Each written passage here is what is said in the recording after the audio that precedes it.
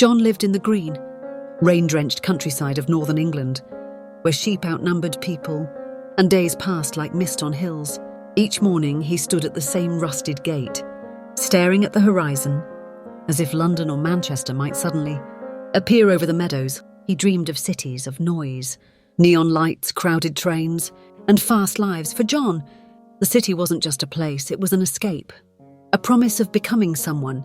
In his room above the old stone pub his parents ran, John kept cutouts of city skylines, paper, dreams tacked to wooden walls. His friends mocked his fantasies. "You'd hate it there," they said. "Too loud, too fast, no room to breathe." But John felt suffocated already by slow time, muddy boots and quiet fields. Cities were chaos. Yes, but they were alive. That life, he believed, was waiting for him. Just beyond the next train, he took weekend trips to nearby towns, Durham, York, hoping to feel something electric. But the streets were quiet. Even the shopping malls felt scripted, polite. He longed for packed streets, blinking signs, languages he didn't understand. He wanted to be anonymous in a crowd, to vanish in noise. Each trip left him emptier. Still, he told himself, the real city is farther. I just haven't reached it yet. And so he kept chasing. Finally, he saved enough for a week in London.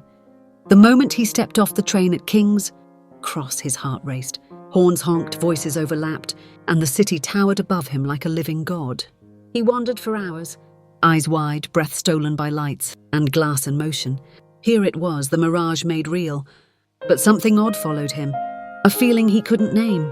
A distance. A disconnect. He sat alone in cafes watching. Strangers laugh, couples argue. Children scream, the city was full. Yet he felt lonelier than ever. No one noticed him. No one cared. He spoke to no one except waiters. The skyscrapers didn't shine like in pictures. They blocked the sky. At night, from his tiny rented room, he stared at the ceiling, asking, is this what I chased? Is this all there is? On the fourth day, he wandered into Hyde Park and sat by the lake. Pigeons fluttered nearby, unfazed by his stillness.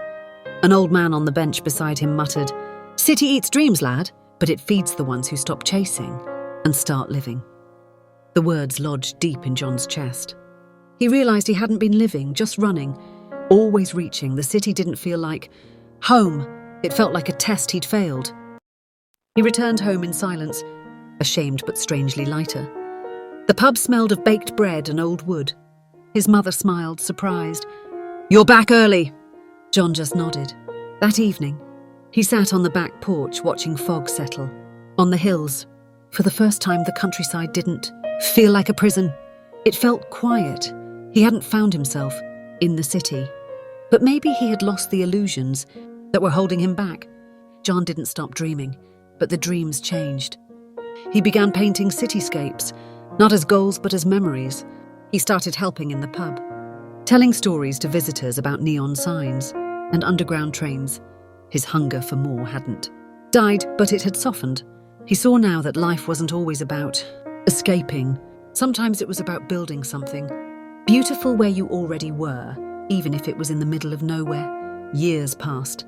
The mirage of the city faded. Like morning mist, it no longer pulled at him.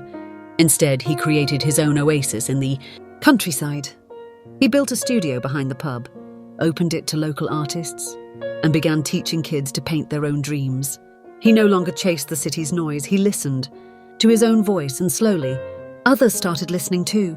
John never stopped wondering what else lay out there, but now he didn't feel lost. The city hadn't given him what he sought, but it showed him what he didn't need. In chasing a mirage, he had walked far enough to find himself, not in steel towers or blinking signs, but in stillness, soil and stories only the quiet could reveal.